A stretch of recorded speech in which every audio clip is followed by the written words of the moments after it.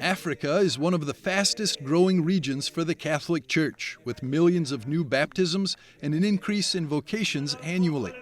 The Catholic population in Africa has grown significantly, from around 185 million in 2013 to an estimated 230 million by the end of 2025.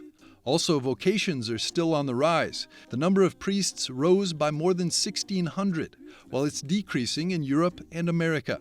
There's little surprise that also for the Holy See, this continent is increasingly important. Cardinal Francis Arinze, who was created cardinal by St. John Paul II and has served under 3 popes, explains the significance in Pope Francis's unique approach to Africa. Pope Francis, people will appreciate his love for the poor, for the forgotten, for the migrant, for those far away. Pope Francis privileges the weak, not so much the strong or the powerful. The statistics office of the church in the Vatican tells us that every year the number of Catholics in Africa is going higher. The number of priests and sisters is also rising. The growth of the Catholic Church in Africa is giving to the world figures like Blessed Cyprian Michael Tansey, who is on the road to becoming Nigeria's first canonized saint.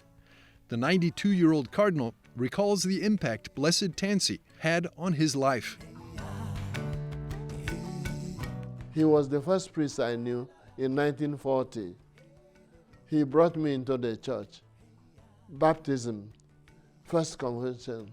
When he was our parish priest, to see him was like a homily, like a sermon, even when he did not speak. To see him celebrate Mass, you could not be indifferent. Fire is warm. If you are near fire, you cannot be indifferent. You will be affected, even if you don't know that it is fire. Just come near it. Eventually, there will be effect on you. Father Adrian Sawadogo, a missionary of Africa of the Order of the White Fathers from Burkina Faso, explains how the Church in Africa can use the example of Blessed Cyprian to bring more saints out of Africa. There are many untold saints in Africa. Many untold saints. Now, what should or can the Church of Africa be doing to make more saints? I would say not make more saints. Bring forth the testimonies of these so many unnamed and untold saints.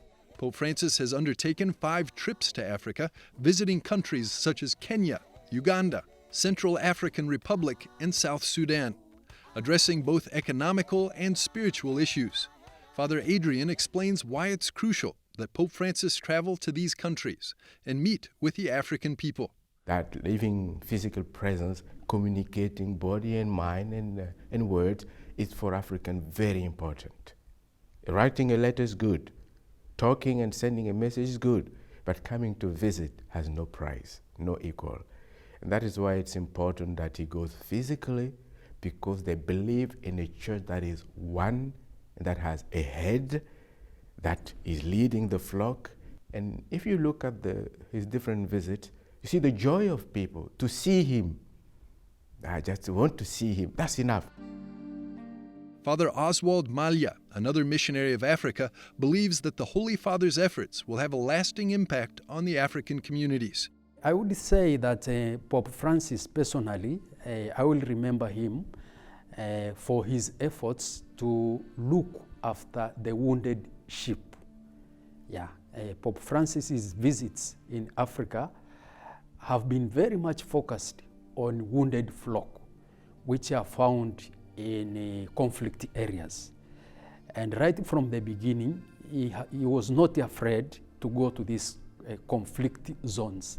Another thing is also his love for people who are not even Christians. And that for me is a very good example of following his master, Jesus, whose love was indiscriminate, whose love was unconditional. He reached out to both Gentiles, pagans, and everybody. And I think Pope Francis has tried to put that into practice. It is a challenge, it is a call to the Christians, also for us to rethink about that, because very often our love is very much limited. Pope Francis's outreach to Africa has set the tone for the Catholic Church in this region. It's an enormous continent, facing huge challenges, from violent conflicts to religious persecution, from unspeakable poverty to massive corruption. But it's also the place where a good part of the future of the Church can be found. I think too of Africa. May the Holy Child, the King of Peace, silence the clash of arms and allow a new dawn of fraternity to rise over the entire continent.